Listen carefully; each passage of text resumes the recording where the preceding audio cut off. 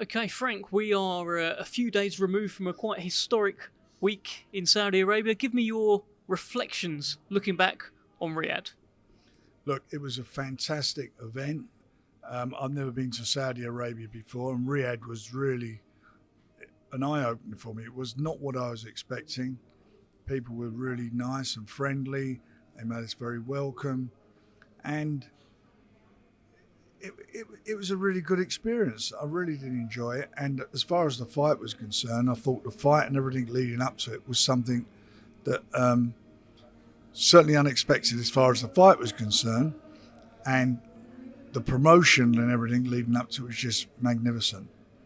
As I said to you from day one, it would be a really, really big, massive event, and that's how it turned out. And the fight turned out to be edge of your seat stuff because it's what nobody expected that. Nobody. I don't care who they are. Nobody expected that. Everybody wrote off Ngannou. In general, the media did. I always felt he would be dangerous. I said that in many interviews before the fight. He'd be dangerous.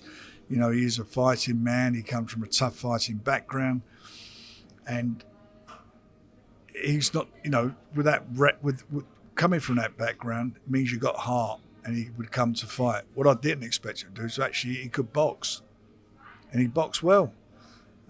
Tyson, he wasn't at his best, but Tyson did what he had to do to win the fight, and he won the fight. I don't care what anybody says, he won that fight.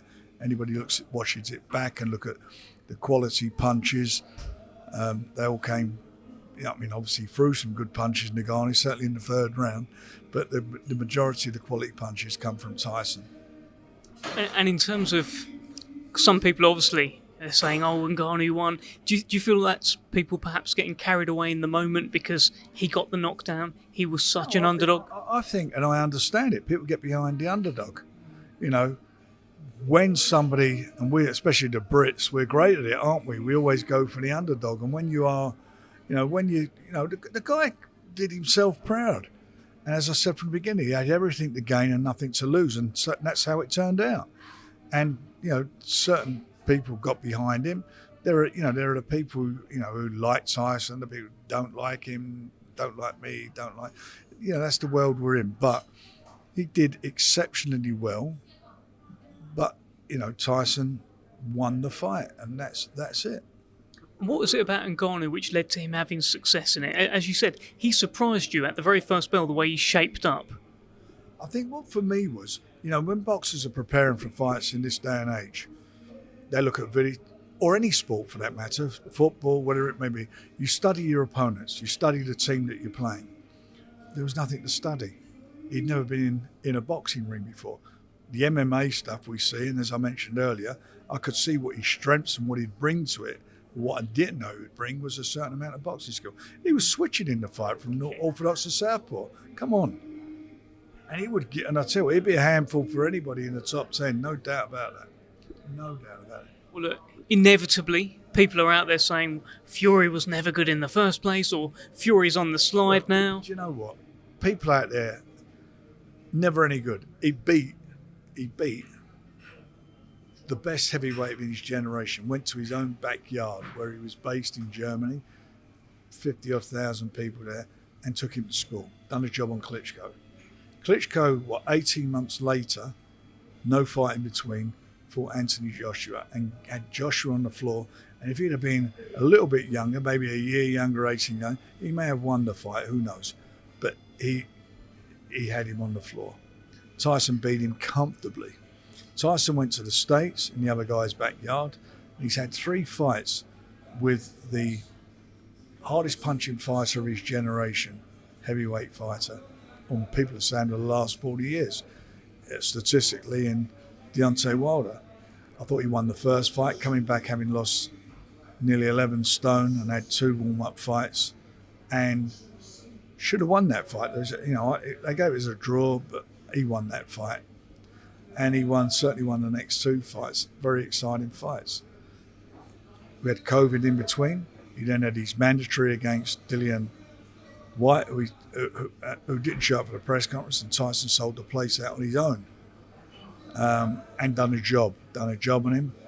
And then he was going to fight Usyk pulled out last December after we agreed terms because he wasn't ready for the fight. Then they were going to reschedule it, and I've told this story 10,000 times. It's become boring to say the least. Then they were going to make it in February and then April, but they couldn't do it because there wasn't a venue. This was after Usyk signed with Skills Challenge. That contract expired. We'd done a deal with him. We were going to do it in April, and Skills Challenge came back on the scene and signed him. Said we'll do the fight in December. Why would you fight for less money? You could get more, and that's what happened. We were supposed to get an offer. It didn't happen, and on the strength of that, all that messing around, this great offer from Saudi came for him to fight Ngannou in a crossover fight.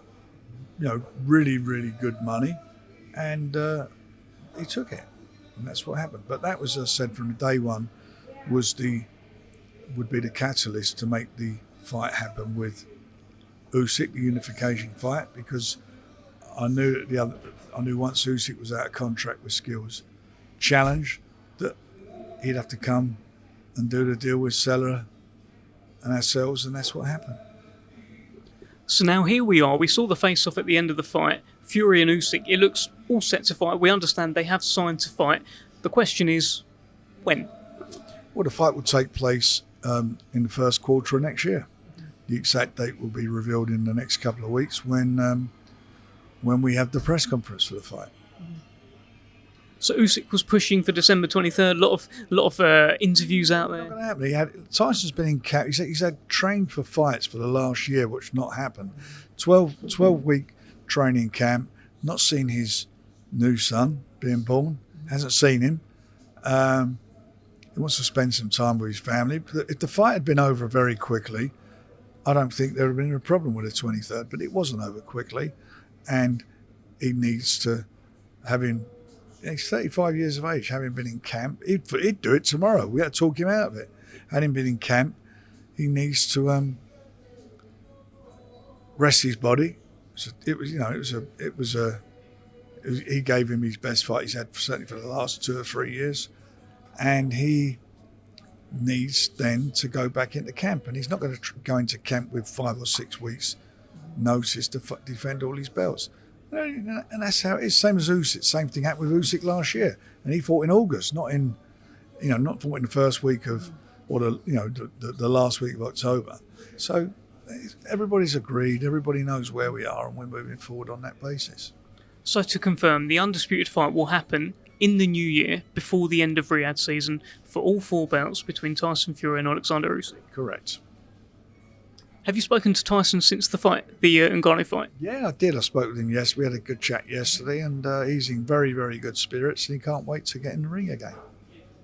And what about Francis Ngannou? What's going to happen with him next? I mean, he is in a world now where he is being looked at as quite the man in the heavyweight division. I don't think he's not going to jump into anything at the moment. He needs to rest up himself. We had a good chat with him after the fight. He needs to rest up, so he'll rest up. Zhilei Zhang, Joe Joyce. Have you got any update for us on those guys? Zhilei Zhang has got an injury. We was hoping to get him out soon, so he's got to recover from his injury. Joe Joyce will fight in the first quarter of next year. Sol Dacres, a new Queensberry signing, English heavyweight champion, unbeaten. You must be excited to have another big heavyweight in the stable, Frank. Yeah, I mean we're doing great business as far as heavyweight's concerned, and he's on board. He's a lovely guy. I sort of met him for the first time over in Saudi. He's with us, and there's some great fights to be made with all these, certainly domestically, with all these heavyweights, all these young British heavyweights, and it's going to be interesting to see who's going to be the guy that comes through and becomes the best of them all. Well, he was ringside for Fabio Wardley's win over David Adelaide. He jumped into my interview with Wardley, said, I want you next. Is that a fight that could happen? Yeah, I mean, look, I think the Border Control may even order that as a mandatory. We'll see. But, yeah, it'd be a great fight. Hopefully he wants it, and Fabio's a lovely guy, as is David Adelaide. They're 2 really good guys when you get them both one-on-one. That was a cracking fight, and it was started off where sort of, David made it, David threw some good shots, and it looked at one stage going a little bit backwards and forwards. Then Fabio pulled away and did what he had to do, and hopefully David will learn from that fight, and Fabio will go from strength to strength. Did Wardley surprise you? Yeah, I mean, for a guy who comes from a unlicensed background, he does well. And I tell you what, he speaks very well. He's a great advert for British boxing. Moses Italma, another statement on a huge stage. What better place to make a statement like that? Mike Tyson nearby watching as well. He had interactions with in fight week. What a week for Moses Italma it was. It certainly was. His team, managers, my son Francis and Dan, a trainer, and so forth. They've really done a good job over the since he's turned pro back in January, and. Moses is very, very, very exciting fighter, a great prospect. He's a teenager and he's fighting men. He's a young guy, 18 years old, fighting men. He was with a guy who was a winning fighter, 10-1 record, and he did extremely well. The shot he hit was like a jab, but it was like a shot but a jab. But he's just powerful. He's a powerful puncher. He's got great fast hands, and he loves it. He loves it, and he's settling down now into the pro game, and I think he'll. I genuinely got big expectations of him. He's a good fighter, no doubt about that. And good for him to be around your mate Mike Tyson. Yeah, Mike Tyson, said had a quite good chat with him because he's the youngest ever won the title, youngest world heavyweight champion. He wants to break his record, but as I said to him, look, it's great to have them ambitions and whatever. But at this stage of the game, it's all about learning. It's about taking each fight as it comes and getting experience, and we'll see where we are if we're in a position to do that in the next year. But the way he's going wouldn't surprise me.